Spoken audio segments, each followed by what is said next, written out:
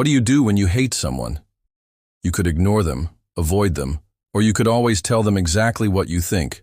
But sometimes, though, even after death, the hatred just doesn't seem to go away. It's just that at some point, talking about the person becomes pointless.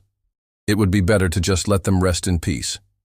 And yet it also becomes tempting to settle scores, even if they can't defend themselves.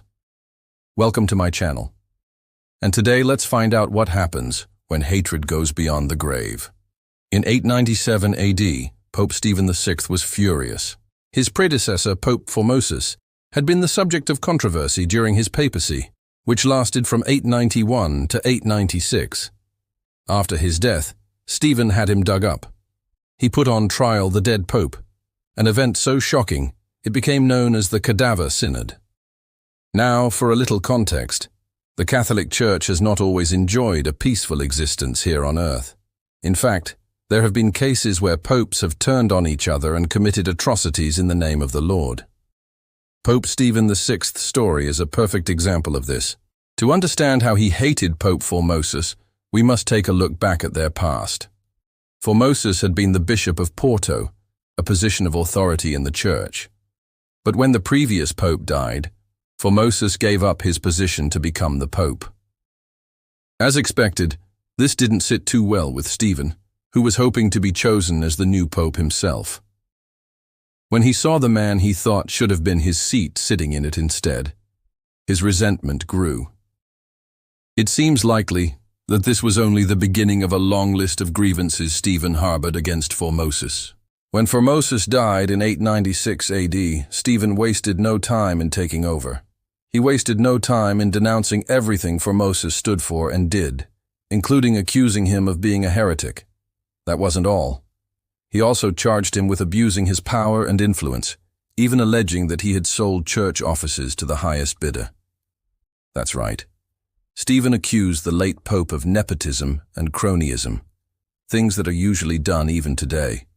But back then, they were considered deadly sins. But Stephen's vendetta against the dead pope didn't stop there. He ordered Formosus's body to be dug up from its resting place and brought to the court. To make matters worse, he ordered the dead pope to be dressed in the finest robes reserved for popes. It was almost as if he wanted Formosus to feel like he was still a pope. But he had another thing or two to say about that.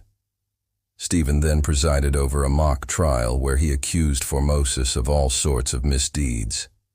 He said the former pope had broken the law by appointing relatives to influential positions. Not only that, but he also claimed Formosus had committed serious theological errors. Stephen went on to say that Formosus had also betrayed the church by selling indulgences. To add insult to injury, he also ordered a deacon to defend Formosus. Unfortunately, the poor guy was terrified. How could anyone possibly defend a dead man, especially against such serious charges? Plus, Stephen had threatened him with excommunication, meaning he was in a lose-lose situation. In the end, the deacon tried to defend Formosus, but his efforts seemed feeble and unconvincing. After hearing the evidence against him, the court came to a unanimous conclusion. Formosus was guilty. It seems like they didn't even try to hide the obvious. The guilty verdict was delivered in full view of everyone in attendance, and the crowd was encouraged to participate in the humiliation of the deceased pope. Once the charges were read, Stephen ordered Formosus to be stripped of his papal garments. This humiliating act removed any trace of his former status as a holy leader.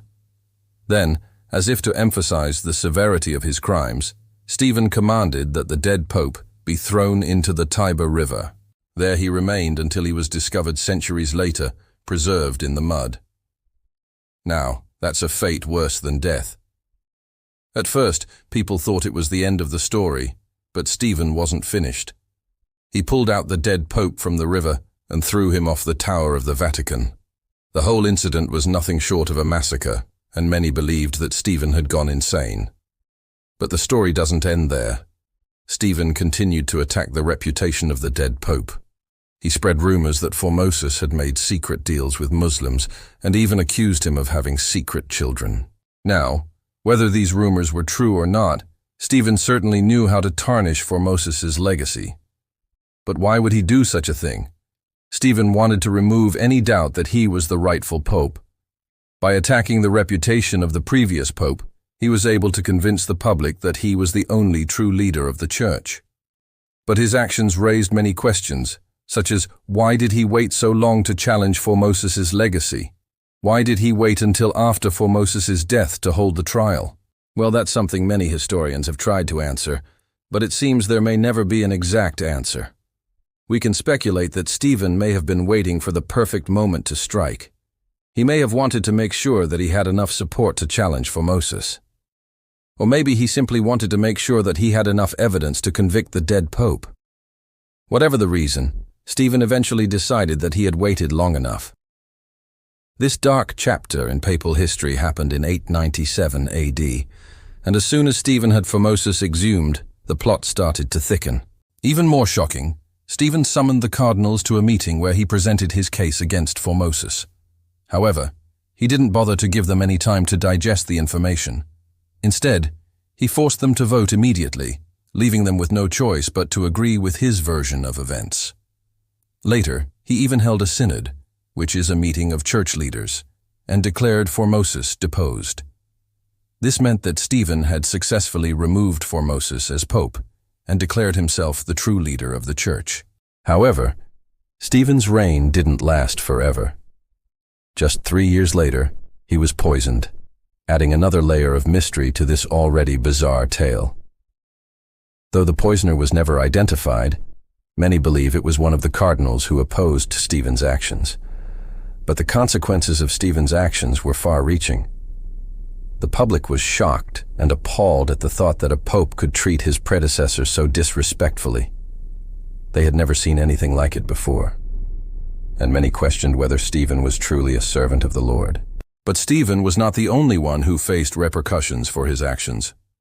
The Catholic Church was also damaged by the scandal. Many people began to question the Church's teachings and practices. They wondered how such a corrupt institution could claim to be the one true church.